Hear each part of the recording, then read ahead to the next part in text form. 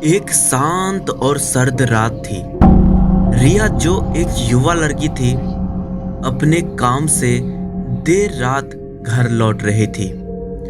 उसके घर तक का रास्ता एक पुरानी सुनसान गली से होकर गुजरता था, जिसे लोग अंधेरी गली के नाम से जानते थे।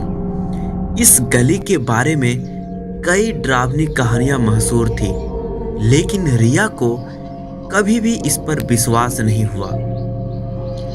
लेकिन एक दिन रिया उस गली में दाखिल हुई। चारों ओर अजीब सी खामोशी थी, हवा में ठंडक थी और गली के पुराने घरों से रह रह कर दरारें पड़ने की आवाज आ रही थी। रिया वह अपने कदम तेज करने लगी। रिया को लगा शायद कोई उसके पीछे चल रहा है।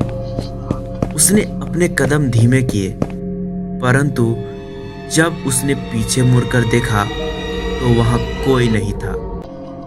उसने सोचा शायद यह उसका भ्रम है और वह फिर से आगे बढ़ने लगी। लेकिन तभी एक परछाई उसे तेजी से उसके पास आती हुई दिखाई दी। परछाई अजीब थी, इंसान जैसी, लेकिन उसके शरीर के अंग असामान्य रूप से बहुत लंबे थे। रिया ने अपनी सांसें रोक ली। डर ने उसके शरीर को जकड़ लिया था। उसने एक बार फिर पीछे मुड़कर देखा, लेकिन परछाई गायब हो चुकी थी। अब उसकी धड़कन तेज हो चुकी थी। उसने फोन निकालकर किसी को कॉल करने की कोशिश की, लेकिन उसका फोन काम नहीं कर रहा था। उसकी स्क्रीन पर केवल एक ही चीज दिखाई दे रही थी, दौड़ो।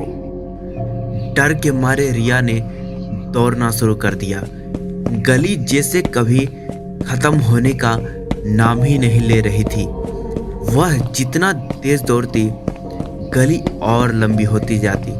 उसके पीछे वही परछाई फिर से दिखने लगी और इस बार वह और नजदीक आ गई। रिया की हालत अब बेकाबू हो गई थी। उसके आंखों के सामने धुंधलापन आने लगा। उसने जोर जोर से चिल्लाने की कोशिश की, लेकिन उसकी आवाज मानो जैसे गले में अटक गई थी। अचानक उसके सामने एक पुराना बंद दरवाजा दिखाई दिया। उसने अपनी पूरी ताकत से दरवाजे को धक्का दिया और वह अंदर घुस गया। कमरे के अंदर हर तरफ अंधेरा था। रिया की सांसें तेज चल रही थी, लेकिन तभी कमरे में हल्की सी फुसफुसाहट सुनाई दी। वह पीछे मुड़ी और जो उसने देखा उससे उसकी रूह तक कांप गई। कमरे में एक कोने में वही परछाई खड़ी थी, पर इस बार उसका चेहरा साफ दिखाई दे रहा था। वह चेहरा रिया का था और उसके पैर जमीन से बहुत ऊपर उठे हुए थे।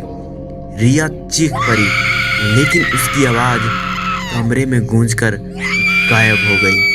दरवाजा अपने आप बंद हो गया और उस पर एक बड़ी सी ताला लग गया।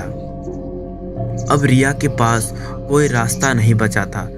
गली की परछाई ने उसे अपना शिकार बना लिया था और अब हर रात कोई ना कोई उस गली से गुजरता था और वह कभी वापस नहीं आता था।